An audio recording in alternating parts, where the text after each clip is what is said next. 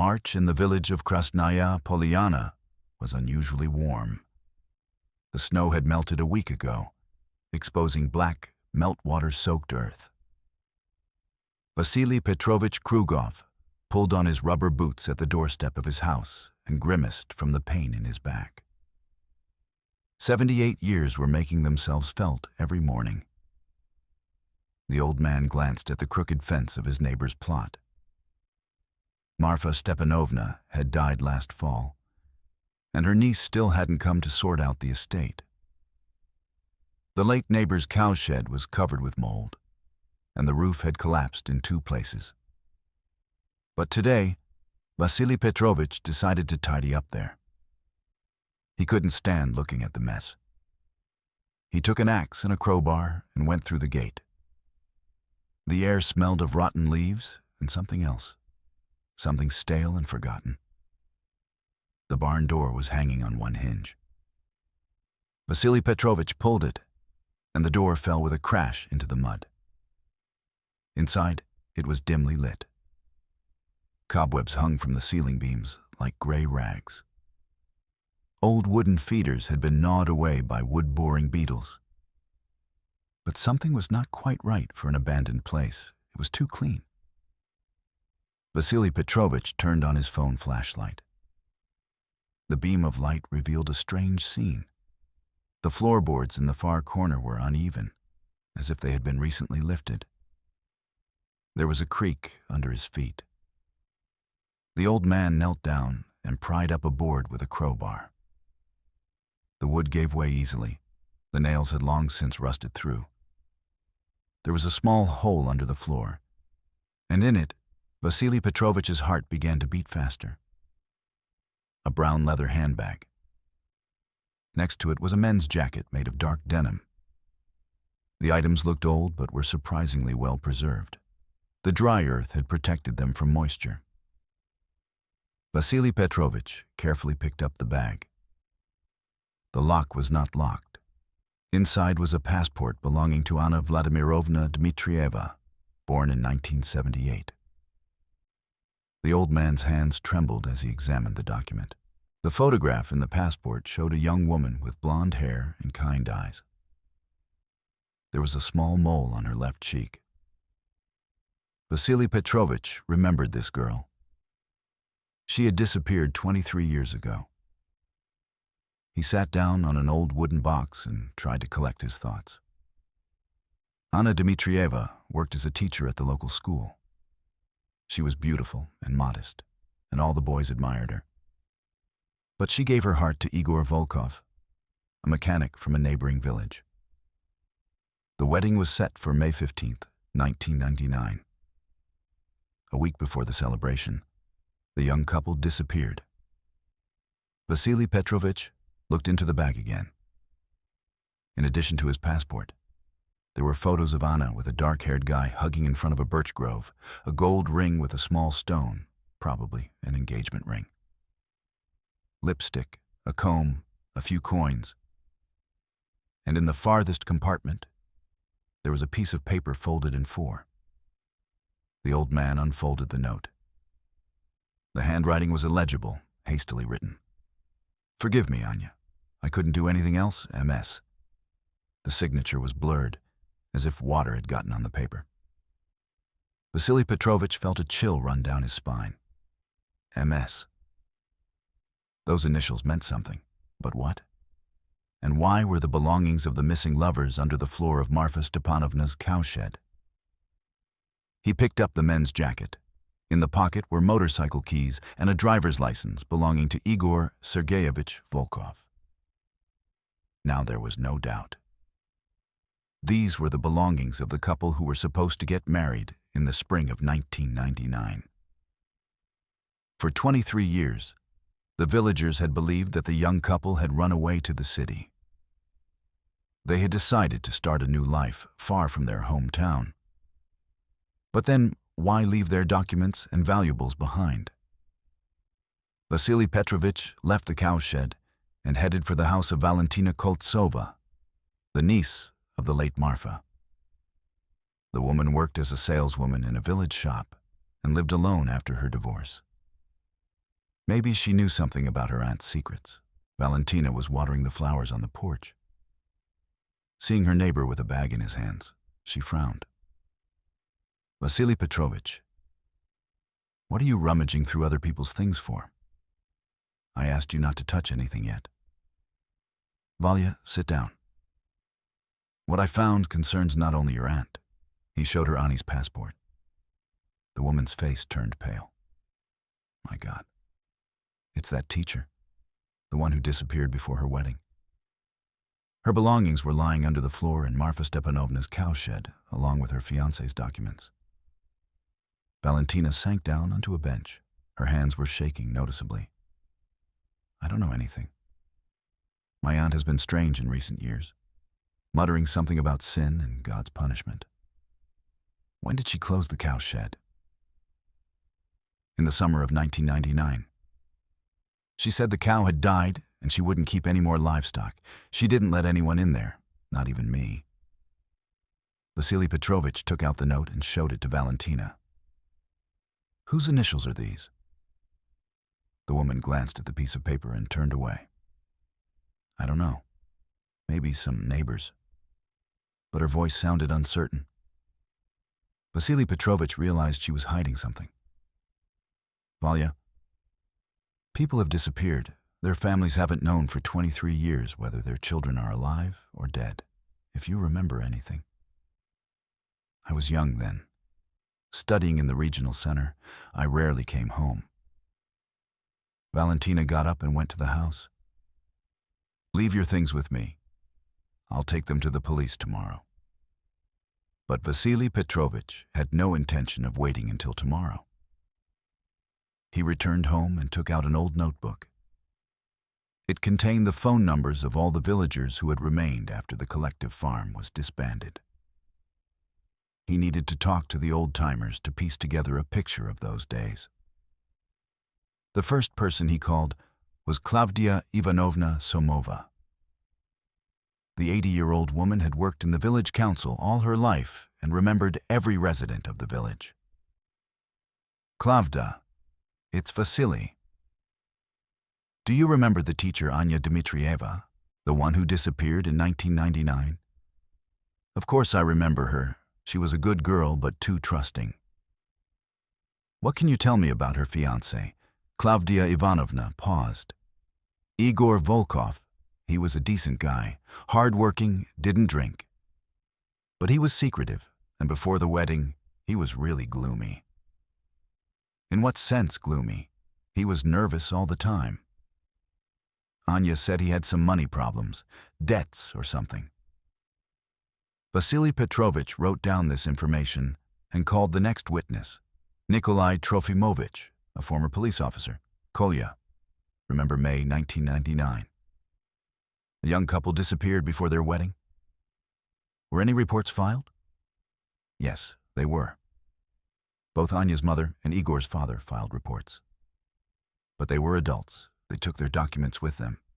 They decided to run away. How were they behaving in the last few days? Nikolai Trofimovich thought for a moment. Igor came to see me a week before he disappeared. He asked me about some legal issues. What would happen if a person signed a promissory note under duress? Under duress, yeah. I didn't understand what he was getting at the time. And then they disappeared. And I forgot about the conversation. Vasily Petrovich began to piece together the picture. Igor had fallen into debt. Someone was pressuring him, demanding that he return the money. But what did Marfa Stepanovna and her cowshed have to do with it? He decided to examine the site where he had found the items once more. Perhaps there was something else under the floor. The sun was setting when Vasily Petrovich returned to the cowshed. He carefully examined the hole under the boards. In the recess lay several more items: women's hair ties and a men's wristwatch with a cracked glass face. And under a pile of old rags, he found a photograph. The picture was of a wedding. The young bride and groom were standing in front of the village cultural center. But they weren't Anya and Igor. Vasily Petrovich looked closely at the faces and recognized Marfa Stepanovna, only very young, about 25 years old. Next to her stood a man with distinctive facial features, the same features as one of the current residents of the village. The old man turned the photograph over. On the back, in faded ink, was written, Marfa and Mitya Koltsov, July 1957. Mitya, MS, could mean Dmitry Stepanovich. So Marfa had a husband named Dmitry. But Vasily Petrovich remembered Marfa as a widow. She never talked about her husband and had lived alone since he had known her. What had happened to Dmitry Koltsov? He hurried to Valentina. The woman greeted him reluctantly. Valya, did your aunt have a husband named Mitya? Valentina shuddered. How do you know? My aunt never told anyone. I found a wedding photo. What happened to him? Valentina lowered her eyes. Uncle Mitya. He died in 2015. He drank himself to death. He didn't show his face to anyone in his last years. Where did he work? At the village council. He worked there for a long time, until he retired. The pieces of the puzzle were starting to fit together. Dmitry Koltsov worked in the village council in 1999. He could have known about Igor's problems, about his debts. But what connection could there be between a government official and missing young people? Valya, I need to talk to someone who knew your uncle well. Who was in contact with him? Almost no one. He was a difficult man, sullen. He even argued with Aunt Marfa all the time. Did they have any children? Valentina shook her head. My aunt was very upset. She said it was God's punishment for her husband's sins. What sins? I don't know. She was very religious and saw God's will in everything. Vasily Petrovich realized that he would get no more information from Valentina. He would have to find other witnesses. The next morning, he went to see Sergei Matveyevich Rogov, the former chairman of the collective farm. If Dmitry Koltsov worked in the village council, the chairman should have known him well. Sergei Matveyevich greeted his guest warmly. At 75, he still had a clear memory and a steady gait. Vasily, come in. Would you like some tea? Sergei, I'm here on business. Do you remember Mitya Koltsov? The chairman's face darkened. I remember him. I wish I didn't. What was wrong with him? Dmitry Stepanovich, how can I put it? He was dishonest and vindictive. Sergei Matveyevich poured tea and sat down opposite Vasily Petrovich. He was in charge of land issues at the village council. He allocated plots and drew up documents. And he always tried to line his own pockets. In what sense? He took bribes or demanded favors. If you wanted a good plot for a vegetable garden, you had to pay. If you needed a certificate, you had to bring him moonshine. And the authorities didn't know? Sergei Matveyevich smiled. They knew. But those were turbulent times. In 1999, there was complete lawlessness. Who was going to complain? What happened to him after that? He drank himself to death. After that incident with the young people, the chairman fell silent and looked intently at Vasily Petrovich. Why are you asking about him? The old man took out a photograph of the items he had found. I found the documents of Anya Dmitrieva and Igor Volkov in Marfa's cowshed. They had been there for 23 years. Sergei Matveyevich turned pale. My God. So they didn't run away? It seems not. And there's a note with the initials MS. Forgive me, Anya. I couldn't do anything else. The chairman leaned back in his chair. Then it all makes sense. Mitya was secretly in love with that teacher. How in love? He couldn't take his eyes off her. He followed her around like a puppy, and she didn't give him the time of day. Vasily Petrovich felt his heart beat faster. Finally, a possible motive had emerged. And what happened next? When they announced his engagement to Igor, Mitya completely lost it. He drank every day and caused scandals at work. And before the young couple disappeared, Sergei Matveyevich thought for a moment. I remember he came to me 2 weeks before the wedding. He said that Igor had debt problems.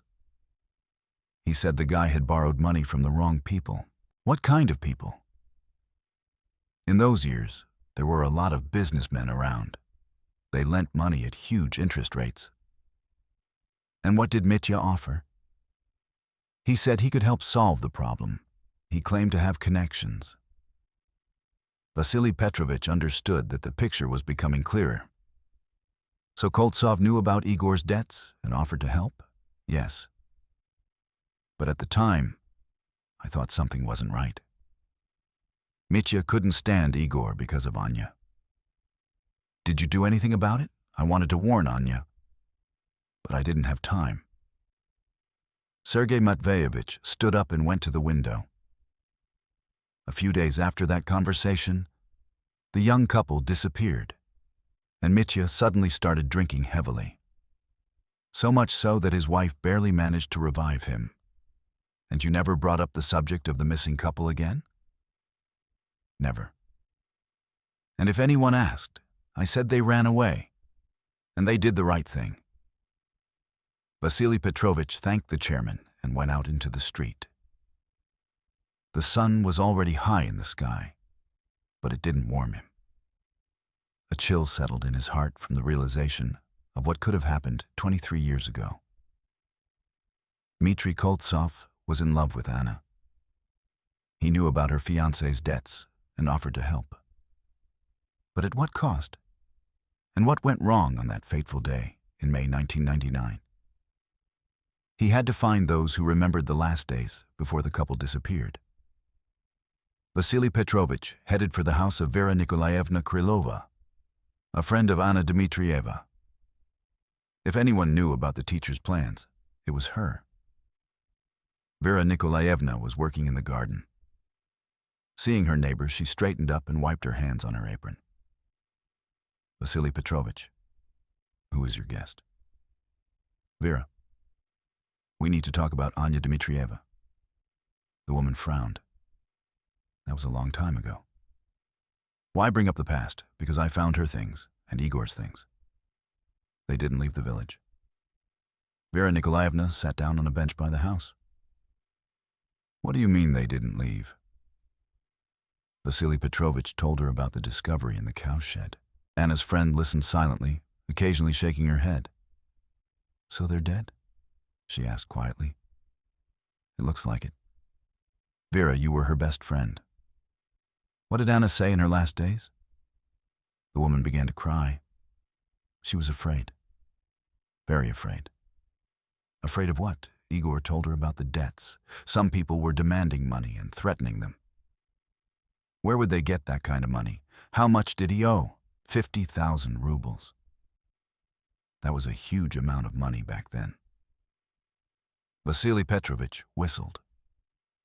Indeed, in 1999, that was several years' salary. And what were they going to do? At first, they wanted to postpone the wedding, but then a man appeared who offered to help. Who? Vera Nikolaevna wiped away her tears. Anya didn't say his name. She just said he worked at the village council and promised to sort everything out, Mitya Koltsov. Now there was no doubt. How was he going to help? He offered Igor a job, a one-off job, but well paid. What kind of job? I don't know. Anya didn't know the details either. Vasily Petrovich felt the puzzle coming together. Koltsov had offered Igor a job that would solve his debt problem. But what kind of job was it? Vera, when was the last time you saw Anya? On May 13th, the day before she disappeared. What did she look like? The woman thought for a moment. Distraught. She said that Igor had to meet with that man from the village council to finalize the agreement. Where were they supposed to meet? I don't remember exactly. Somewhere neutral, I think. Did you see them on May 14? No. I thought they were getting ready for the wedding. Vasily Petrovich thanked Vera Nikolaevna and went home. He needed to organize all the information he had gathered. At home, he took out a sheet of paper and wrote down the facts. 1. Igor Volkov owed 50,000 rubles. 2. Dmitry Koltsov offered to help him. 3. Koltsov was secretly in love with Anna. 4. On May 14, 1999, a meeting took place. 5. After this meeting, the young couple disappeared. 6. Their belongings were found in Marfa Stepanovna's cowshed. 7. There was a note from MS, with an apology in the backs. The picture was becoming increasingly sinister. Vasily Petrovich understood that he needed to find those who could have seen the young people on their last day, or who knew about Dmitry Koltsov's plans. He remembered Semyon Ivanovich Drozdov, who worked as a watchman at the village council in 1999. If anything strange had happened there, the old man would have noticed. Semyon Ivanovich lived on the outskirts of the village in a small house. He greeted his guest warily. Vasily, what's happened? Semyon, do you remember May 1999, when the teacher and her fiancé disappeared? I remember. What's going on? I found their belongings. It looks like they never left the village. Semyon Ivanovich invited him into his house. He sat him down at the table and put the samovar on. So they're dead, my God. And we all thought. Semyon, you worked as a guard at the village council. Do you remember if Mitya Koltsov was doing anything strange in those days? The old man thought for a moment. Dmitry Stepanovich. Yes, there was something. A few days before the young people disappeared, he stayed late at the village council. Yeah, he said he was filling out important documents, but he was burning some papers in the stove. Burning documents? He burned a lot of them. I even went to take a look, but he snapped at me, saying it was none of my business. Vasily Petrovich tensed up. Was he at work on May 14th? On the 14th? I remember he came in earlier than usual, around 2 o'clock, and he locked himself in his office right away. Alone? At first, yes. Then that mechanic Volkov arrived, on a motorcycle. Vasily Petrovich's heart began to beat faster. So the meeting really did take place at the village council. How long was Igor there? About an hour. Then he came out angry as hell. He started his motorcycle and drove off. And Koltsov, he stayed. He sat there until evening, and at night I saw him loading something into his car. What was he loading? Some kind of bags. Heavy ones, judging by how hard he was struggling. And where did he go? Semyon Ivanovich shrugged. Somewhere toward the forest. The car came back empty half an hour later. Vasily Petrovich felt a chill run through his body. Now he understood what had happened that night. Semyon, how was Koltsov acting on the morning of the 15th? He looked terrible, pale, shaking, and he started drinking right at work. What did he say about the young people? When their parents came looking for them, he said he saw them riding away on a motorcycle. He said they had decided to elope. But Semyon Ivanovich knew the truth. Igor left alone, without Anya. Why didn't you say anything then? The old man lowered his head. I was afraid. Dmitry Stepanovich was an influential man, and I'm just a simple guard. And you kept quiet all these years? All these years I suffered. Especially when Koltsov started drinking himself to death. Vasily Petrovich realized he had enough information to understand what had happened. But he needed proof. And most importantly, where were the bodies? Seaman, Do you remember which direction Koltsov was driving in that night? Towards the old quarry? Where they used to mine clay? Is the quarry far away? About 3 kilometers from the village. It's a remote place. No one goes there. Vasily Petrovich stood up. We'll go there tomorrow to look for them. Why? Because Anna and Igor deserve a proper burial, and their families deserve the truth. Semyon Ivanovich nodded. You're right. Enough hiding. Vasily Petrovich returned home with a heavy heart. The picture of the tragedy was almost complete, but the most terrible details were yet to be revealed. He sat down at the table and tried to reconstruct the events of that fateful day. On May 14th, 1999, Igor Volkov came to the village council to see Dmitry Koltsov. Koltsov promised to solve the debt problem, but demanded something in return. Perhaps he wanted Ania to refuse to marry him. Igor got angry and left. But what happened next? Why did the young couple's belongings end up in Marfa's cowshed? Vasily Petrovich knew he had to go to the old quarry tomorrow. If his guesses were correct, the answers to all his questions might be there. For now, he could only wonder what price the lovers had paid for refusing to submit to the will of a madly jealous man. Part 2 of 3, the dawn of March 15th, was cloudy. Vasily Petrovich woke up at 5 in the morning, unable to sleep. Today he had to find answers to the questions that had tormented him all night. He dressed warmly, took a shovel and a metal probe. Semyon Ivanovich was already waiting at the gate with a backpack on his shoulders. Ready? Asked Vasily Petrovich. Ready.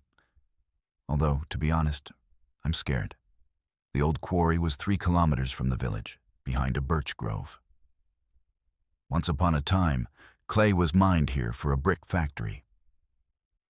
After the factory closed, the pit was overgrown with bushes and turned into a swampy lowland.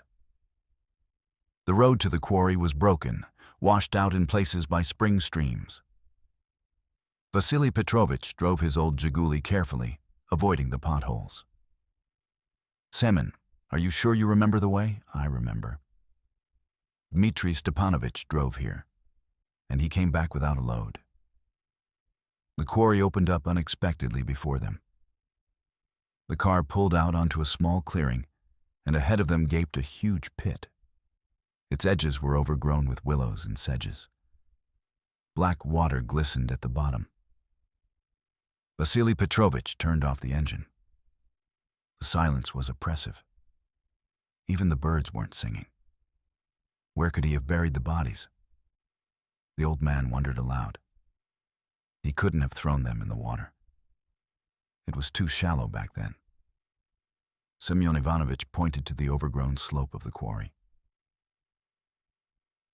Over there, see that mound? The soil is a different color. Indeed, a patch of darker soil stood out among the gray clay. It looked as if someone had once dug a hole and filled it with soil from another place. Vasily Petrovich took a shovel and a probe. The first blows to the ground were difficult. The soil had frozen overnight, but gradually the shovel began to go deeper. There's nothing for half a meter, he said, wiping the sweat from his brow. Keep digging. If it was buried in a hurry, it might not be very deep. At a depth of 70 centimeters, the shovel struck something hard. Vasily Petrovich carefully raked away the soil with his hands.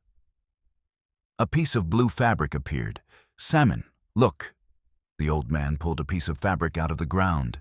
It was thick, like denim, the same as Igor's jacket found in the cowshed. Vasily Petrovich's heart was beating like crazy. They're here, right here. For the next half hour, the men dug in silence. Gradually, human remains appeared from the ground. 2 skeletons lay side by side as if they had been hastily thrown into the pit. Next to the male bones, they found a wristwatch with a cracked glass face, the very one Igor always wore. On the ring finger of the female skeleton, a gold ring glinted. It's them, Semyon Ivanovich said quietly. Anya and Igor. Vasily Petrovich knelt down next to the grave. These young people had been lying in the cold ground for 23 years, and their families did not know the truth. Now we need to call the police, he said. Wait. Let's take a good look around first. Maybe we'll find more clues. They carefully examined the bottom of the makeshift grave. Scraps of a woman's dress lay in the ground, the same dress Anya had planned to wear to her wedding. But Vasily Petrovich found the most important discovery at the edge of the pit. A piece of metal was sticking out among the roots of an old willow tree. The old man pulled a knife with a wooden handle out of the ground. The blade was covered with rust, but dark spots were still visible on the metal. Blood. So he cut them, whispered Semyon Ivanovich. Not necessarily. Maybe he was just threatening them. And then something went wrong. Vasily Petrovich wrapped the knife in a rag and put it in his backpack. This evidence would help the investigation piece together the crime. They filled the grave back in so as not to disturb the remains before the experts arrived. But before that, Vasily Petrovich took photos of everything on his phone. Semyon, now let's go to the district center, to the investigator. What if they don't believe us? They'll say old people are fantasizing. They'll believe us. We have the items, the note, and witness statements. The return trip was silent. Everyone was lost in their own thoughts. Vasily Petrovich imagined how he would tell Annie's mother that her daughter was dead, how he would explain that the murderer had been living next door to them all these years. At the district center, they were received by investigator Andrei Viktorovich Morozov, a man in his 40s with tired eyes. "What's the story with the remains?" he asked, without looking up from his papers. Vasily Petrovich took out Annie's bag and laid everything he had found on the table. The investigator looked up and examined the documents carefully. Dmitrieva, born in 1978. When did she disappear? On May 14th, 1999. Together with her fiancé, Volkov. Morozov opened his computer and typed something on the keyboard. Yes, there is such a case in the archives. The search was called off in 2001 due to lack of results. But now there are results, said Vasily Petrovich, and told the whole story. The investigator listened attentively, occasionally asking clarifying questions. When the old man got to the discovery in the quarry, Morozov put down his pen. "So you think this Koltsov killed them?" "Dmitry Stepanovich." "Yes, I do." "And where is he now?" "He died in 2015. He drank himself to death." The investigator sighed. "I see. Well, tomorrow we'll go to the site. We'll call in the experts and recover the remains." "Will you be reopening the case?" "Absolutely. There is no statute of limitations on murder." Vasily Petrovich felt relieved. Finally, the truth would come out. The next day, a whole expedition arrived at the quarry. The investigator, experts, witnesses. The remains were carefully exhumed. Each bone was described and photographed. Preliminary findings indicate two people, a man and a woman, reported the forensic expert. Their ages match those of the missing persons. And the cause of death? It's hard to say at this point. Further investigation is needed. Vasily Petrovich showed the investigator the knife he had found. Here's another piece of evidence. It was lying next to the bodies. Morozov carefully took the weapon in his hands. "We'll send it for examination. Maybe we'll be able to extract DNA." While the experts were working, Vasily Petrovich decided to visit Valentina. Marfa's niece must know more than she had told him. He found the woman at home. Seeing her guest, she immediately realized that something serious had happened. "Valia, We found the bodies of Anya and Igor. Valentina turned pale and sank down onto a bench. Where? In the old quarry. Your Uncle Mitya buried them there. It can't be. It can, and you knew it. That's why you were acting so strangely. Valentina began to cry. I didn't know for sure. I only suspected. Tell me everything from the beginning. The woman wiped her tears and began to speak. After the young couple disappeared, Uncle Mitya became a different person. He drank every day and muttered something about sin and retribution. And what did Aunt Marfa say? My aunt was afraid of him. She said her husband had gone mad with jealousy. Jealous of whom? Of that teacher. Everyone knew that Uncle Mitya was in love with her. Vasily Petrovich nodded. This confirmed his suspicions. And then, what happened? Uncle Mitya began to threaten Aunt Marfa. He said that if she told anyone about his business, he would kill her too. What business? Valentina fell silent. Valya, they're dead. There's nothing left to hide. Uncle Mitya was involved in unsavory business. He forged documents at the village council and took bribes, and what? Igor found out about it. He started blackmailing him. Vasily Petrovich frowned. So it wasn't just jealousy. How did he blackmail him? He demanded money for his silence. He said he would tell the authorities about Uncle Mitya's shady dealings. And what did Koltsov do? At first he agreed. But then he realized that Igor would demand more and more. The pieces of the puzzle were falling into place, forming a terrible picture. And he decided to get rid of the blackmailer, yes. And Annie too, while he was at it. He thought she might know everything too. Vasily Petrovich felt a chill run down his spine. So there was a double motive, jealousy and fear of exposure. Valya, how exactly did the murder happen? Did your aunt tell you? Valentina shook her head. She didn't know much, only that her uncle had lured them into the cowshed under some pretext. Lured them how?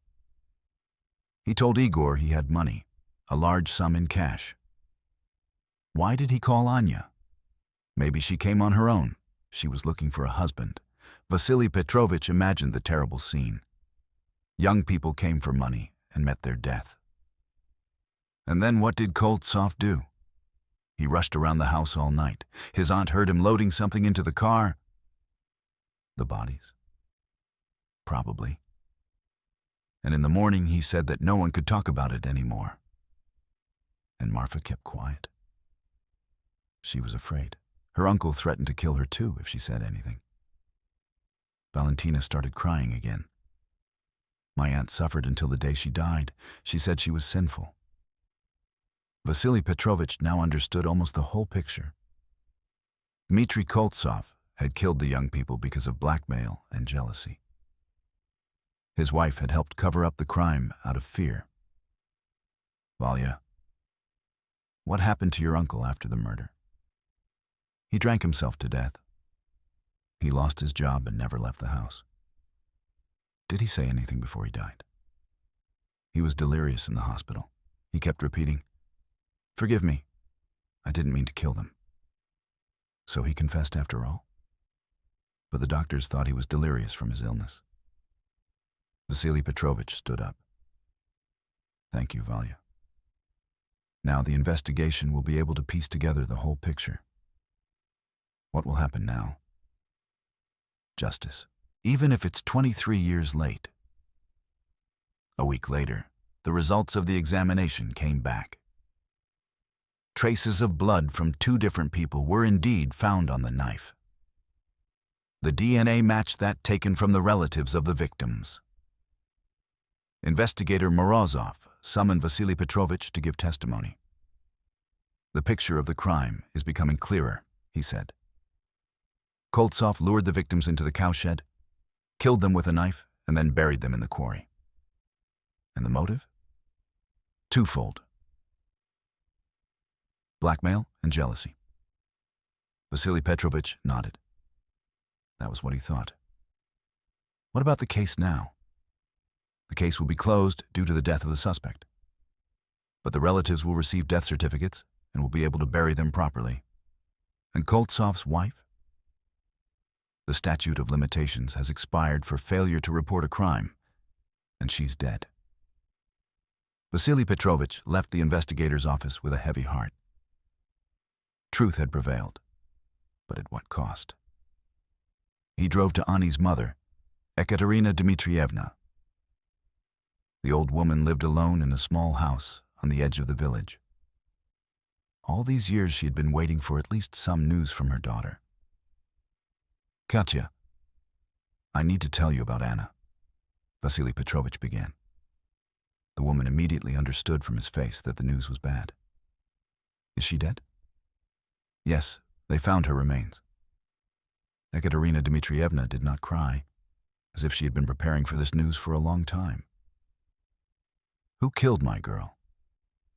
"Dmitry Koltsov, the one who worked at the village council." "Why?" Vasily Petrovich told her the whole story. The mother listened silently, nodding occasionally. "So it was for money," she said at the end. "My Anya died because of someone else's money. Not only that, Koltsov was in love with her. Love? It wasn't love. It was obsession." Ekaterina Dmitrievna stood up and went to the window. "For 23 years, I thought my daughter was alive somewhere. Maybe she had children and was happy. But she was lying in the ground all this time. Katya, now you can give her a proper burial. Yes, and bury her next to her father, just like she wanted." Vasily Petrovich went to see Igor's father, Sergei Mikhailovich Volkov. The old man was working in the garden, despite being 80 years old. "Sergei Mikhailovich, I have news about your Igor." Volkov straightened up and wiped his hands on his shirt. "Bad news?" "Yes. He was killed in 1999. They found his body." Igor's father sat down on the garden bed and bowed his head. "And I thought my son was angry with me for being against his wedding." "Were you against the wedding?" "Yes. I said it was too early to get married. He needed to get on his feet first. And what did he say? He was angry. He said he loved her and wouldn't wait." Sergei Mikhailovich cried for the first time in many years. "If I had known it was the last time I would see him, I would have said different words." He didn't blame you. The note they found said he wanted to come back. "What note?" Vasily Petrovich lied. There was no note from Igor. But the old man deserved some comfort. "Well, there you go." So he forgave him. Sergei Mikhailovich nodded and wiped away his tears. "At least now I know the truth. Otherwise I would have been tormented, thinking he was alive somewhere and didn't want to remember his father." A month later, the funeral took place in the village. 2 coffins stood side by side in the village cultural center. The whole village came to see off the young couple who had not lived to see their happiness. The priest buried them as bride and groom. The Lord had united them on earth and would unite them in heaven. After the funeral, the villagers discussed the terrible story for a long time. How could Dmitry Koltsov kill 2 innocent people? And how could his wife remain silent all these years?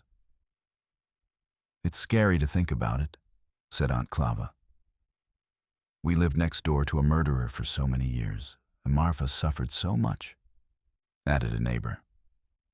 "Now it's clear why she was so withdrawn." Vasily Petrovich listened to the conversations and thought about justice. The crime had been solved. The guilty were dead, and the families had received answers to the questions that had tormented them. But was it justice? Koltsov had escaped punishment by dying of his own sins, and the young people would remain 20 years old forever. In the evening, he sat on the porch and watched the sunset. Tomorrow, life in the village would return to normal. People would forget this story, but he would not forget. He would not forget how one lie led to another, how fear had forced Marfa to remain silent for 23 years, and how the truth had come out anyway. Perhaps that is what true justice is. Sooner or later, the truth always comes out, even if you have to wait more than 20 years. The next day, a journalist from the local newspaper came to see Vasily Petrovich. He wanted to write an article about the solved crime. "Vasily Petrovich, you've become a real detective," said the young man. "Thanks to you, the families know the truth. I just couldn't walk by and ignore someone else's misfortune. Weren't you afraid to dig into such terrible cases?" It was scary, but it would have been even scarier to keep quiet. The journalist wrote down every word. "How do you feel now that it's all over?" Vasily Petrovich thought for a moment. "Relief and sadness. Relief because the truth has come out. Sadness because it's too late. But better late than never. Of course. Anna and Igor deserve to be remembered and buried as human beings, not considered traitors." After the journalist left, Vasily Petrovich drove past Marfa's cowshed once more.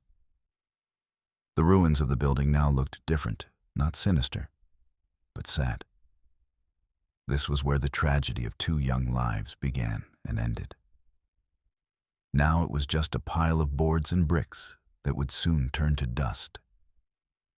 But the memory of those who died would remain, in the hearts of those who loved them, and in the soul of an old man who was not afraid to seek the truth. Part 3 of 3. 2 months had passed since the funeral. Life in the village of Krasnaya Polyana was gradually returning to normal. But the shadow of a terrible story still hung over every house. Vasily Petrovich sat in his garden and thought about justice. The crime had been solved, the guilty were dead, and the families had received answers. But why did his heart feel so heavy? Valentina Koltsova approached the gate. After the funeral, she had changed greatly, looking older and haggard, with a haunted look in her eyes. "Vasily Petrovich, can we talk?" "Come in, Valya. What's wrong?" The woman sat down on a bench and remained silent for a long time. Then she took an old school notebook out of her bag. "This is Aunt Marfa's diary. I found it in the attic the day before yesterday." Vasily Petrovich took the notebook and opened it to the first page. Written in uneven handwriting were the words, 1999, may God forgive us our sins. "Valya, have you read it?" "Yes, I have." "What is written there? It makes my hair stand on end." The old man leafed through several pages. The entries were short and fragmentary, but gradually they formed a terrible picture. April 15th, 1999. Mitya is talking about that teacher again. He's completely obsessed with her. I tell him to forget her, that she's not for him, but he gets angry. April 20th, Mitya found out that the teacher's fiancé has a lot of debts. He was overjoyed like an idiot. He thinks she'll come to him for help now. April 25th, Igor Volkov came to see Mitya at the village council. I accidentally overheard their conversation through the wall. The guy demanded money and threatened to expose him. Mitya agreed to give it to him, but set a condition. Vasily Petrovich looked up at Valentina. "What condition?" "Read on. It's all written there." April 27th, Mitya's condition is simple. Anya must break off her engagement and marry him. Then he will pay Igor's debts and give the young couple money for a new life. If not, he will tell everyone about the blackmail. April 30th, Igor agreed to talk to his fiancée, but I can see he doesn't want to give her up. He'll think of something. The pages of the diary revealed new details of the tragedy. Marfa Stepanovna turned out to be not just a frightened witness, but an accomplice. May 5th. Mitya said that if Anya refuses, he has a plan. He will lure them into the cowshed and scare them properly. Maybe the girl will run away from such a groom herself. May 10th. Igor came with the answer. Anya refused outright. She said she would only marry for love. Mitya went berserk. Now he says no one will ever have her. Vasily Petrovich felt a chill run down his spine. So the murder was not spontaneous, but planned. Valya, what does it say next? The worst part about that day. May 14th. Mitya told Igor that the money was ready and to come to the cowshed in the evening. I'll be at the hospital. No one will interfere. Bring your girl too. Let her see the man who is saving her from poverty. May 15th. My God, what have we done? They arrived in the evening, Igor on his motorcycle, Anya in the white dress she had sewn for the wedding. So beautiful, so happy. Mitya met them with a knife in his hand. He said, now choose. Either Anya becomes my wife, or you both stay here. Vasily Petrovich put the notebook down. It was unbearable to read any further. Valya, why are you showing me this? Because that's not all. It's about what happened next. The old man picked up the diary again. The next entries were scrawled, hastily written. Igor rushed at Mitya. They fought. Mitya stabbed him in the chest. Anya screamed so terribly. And then she fell down. Her heart couldn't take it. Mitya was confused at first. He wondered what to do with the bodies. Then he decided to bury them in the quarry. He forced me to help. He said if I didn't, he'd kill me too. We spent the whole night moving the bodies. First to the quarry, then back for the clothes. Mitya was afraid someone would notice the blood in the cowshed. Valentina cried as she read these lines together with Vasily Petrovich. And at the end, she wrote about the oath. May 16th. Mitya made me swear on an icon that I would keep quiet. He said, you are now an accomplice. If you tell anyone, you'll go to court with me. And I swore. God forgive me. But I swore to keep quiet. Vasily Petrovich closed the notebook. Now the picture was complete, down to the last terrifying detail. Valya, why did Marfa keep this diary? She was very religious. She thought that if she wrote everything down, at least she wouldn't be lying to God. What else is written about Mitya? Valentina flipped through the pages. Here it is about how he drank himself to death, and about how he wanted to repent in his last years. 2010. Mitya is feeling worse and worse. He says he sees the dead in his dreams at night. Anya and Igor come and ask why he killed us. 2012. Mitya wanted to go to the police to confess. I barely talked him out of it. I told him what was the point now that everything was over. 2014. The doctor told Mitya he didn't have long to live. His liver was completely diseased, and he kept asking to tell people the truth. Vasily Petrovich thought for a moment. So the killer wanted to confess, but his wife wouldn't let him. What happened before he died? The last entry, from 2015.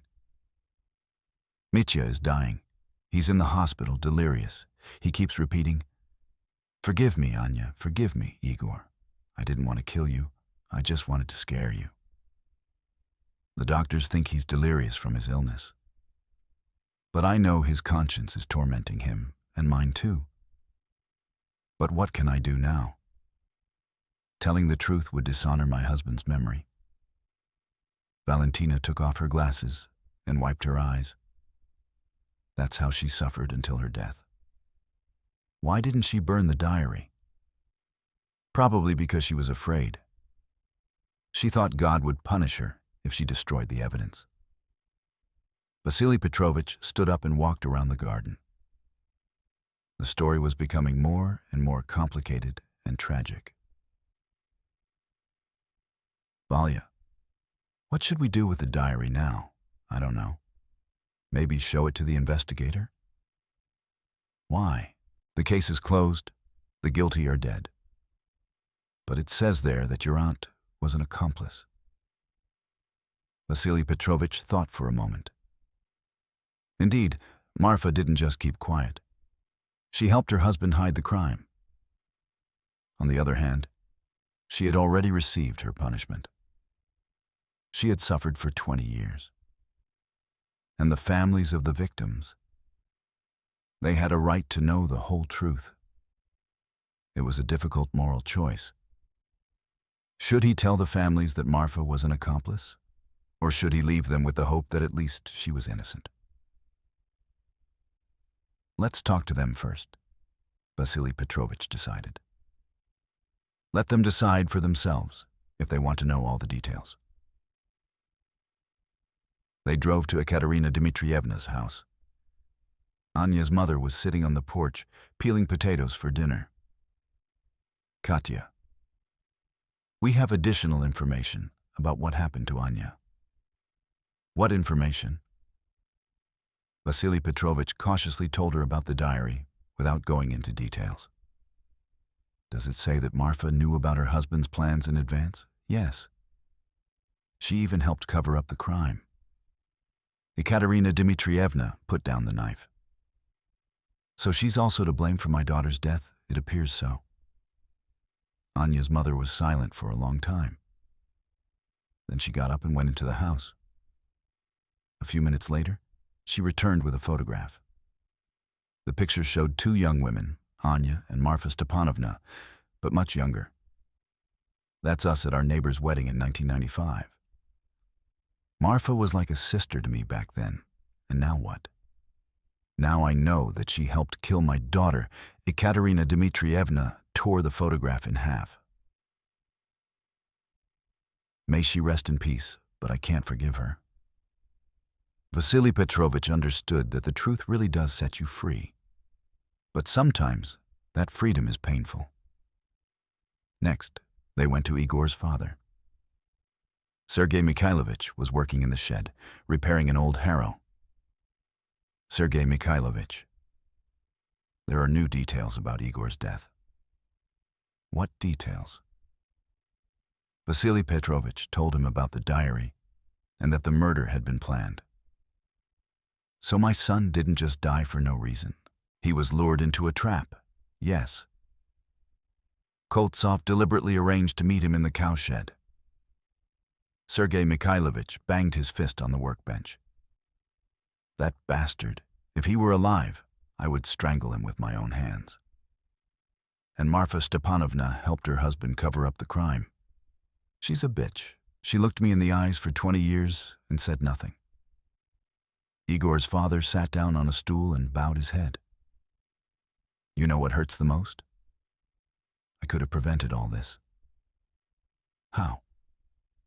A week before he disappeared, Igor came to see me. He said he had money problems. He asked for help. And what did you say? I told him he got himself into this mess. He should get himself out of it. I thought he would learn to be responsible. Sergei Mikhailovich began to cry. If I had given him money then, maybe he wouldn't have gone to that Koltsov. Don't blame yourself. You couldn't have known how it would turn out. I could have.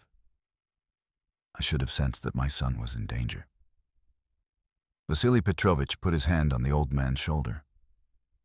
Parents can't predict all the troubles their children will face. Otherwise, no one would ever let them leave the house.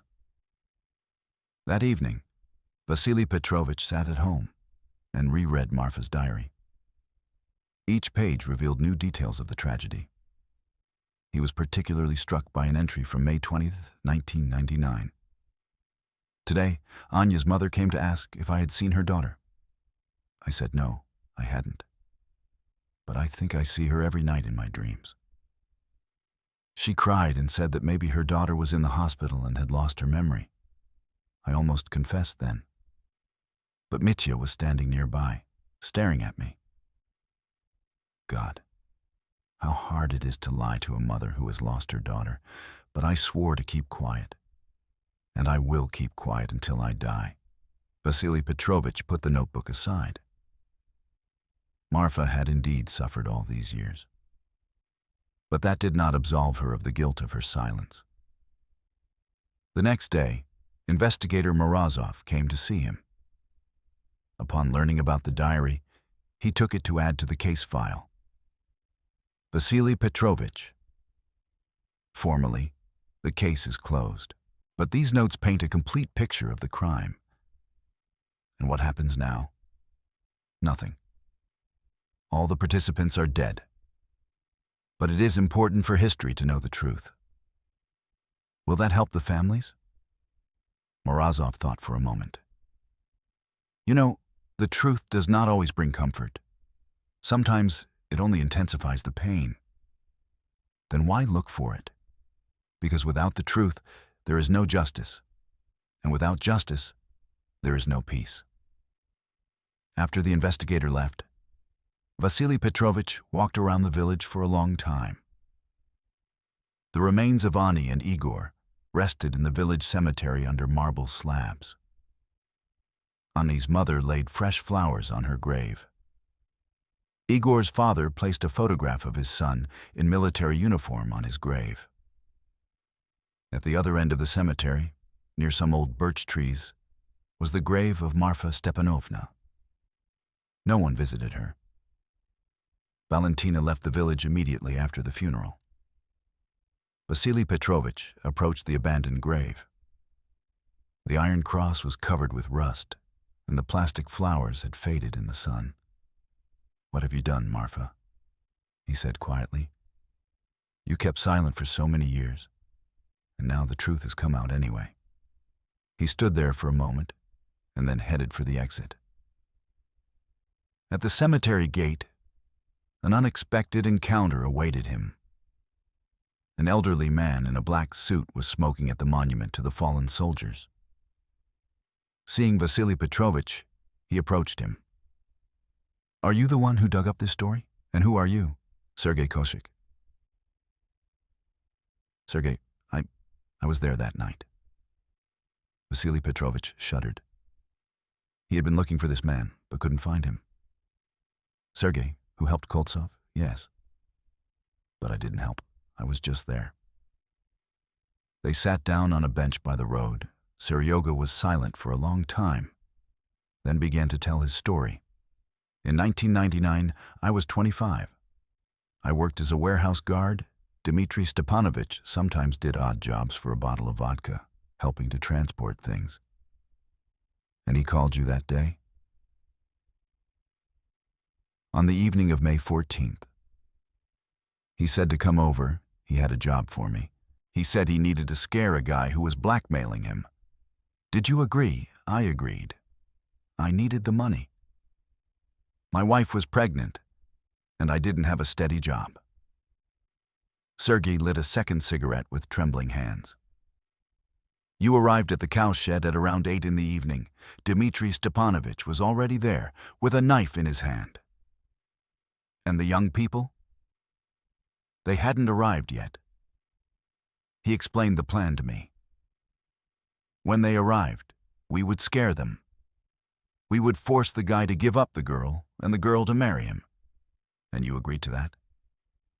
Sergei shook his head. I realized I had gotten myself into something bad. I wanted to leave, but it was too late. What happened next? The young couple arrived on a motorcycle. The girl was beautiful, wearing a white dress. The guy was tall and athletic. Sergei fell silent, remembering those terrible moments.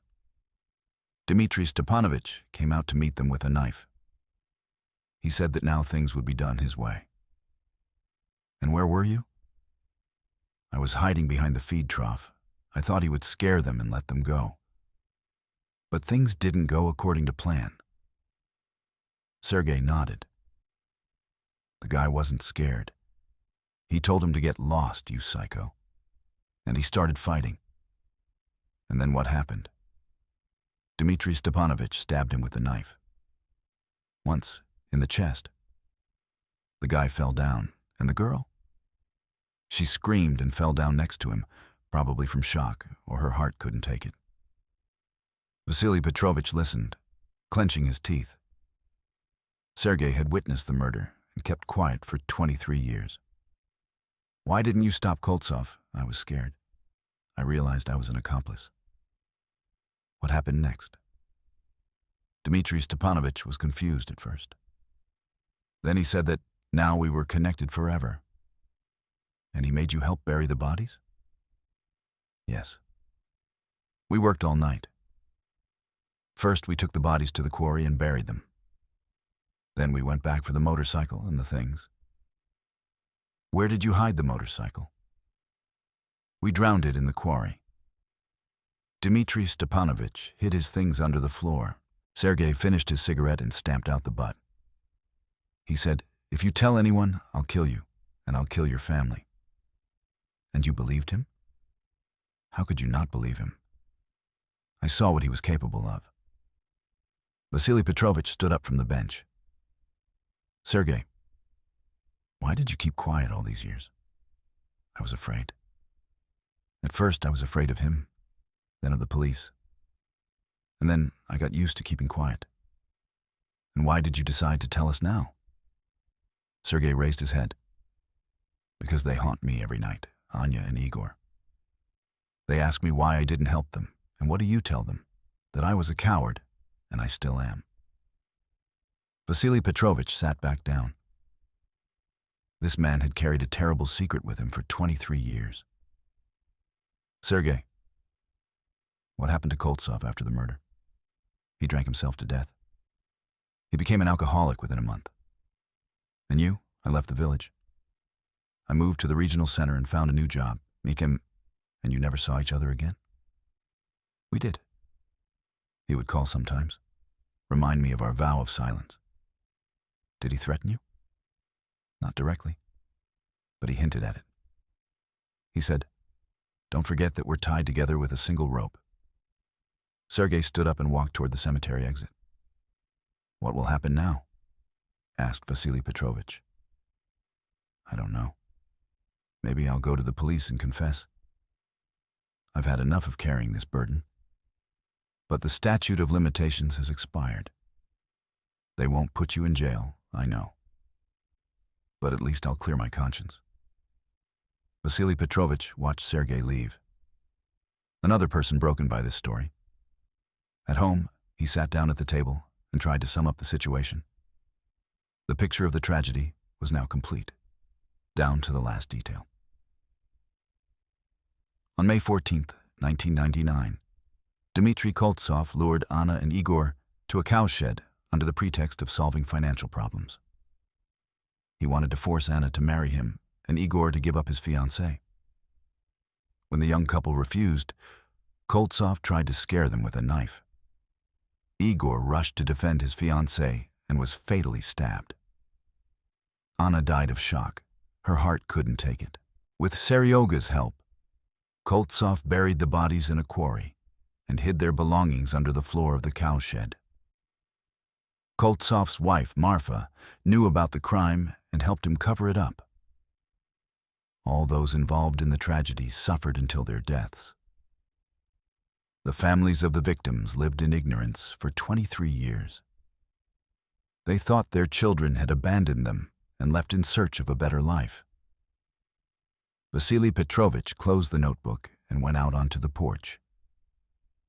The sun was setting behind the horizon, painting the sky in crimson tones. Tomorrow he would take Seryoga's testimony to the investigator. The case would finally be closed. But would it be justice? All those responsible were dead. No one had been punished during their lifetime.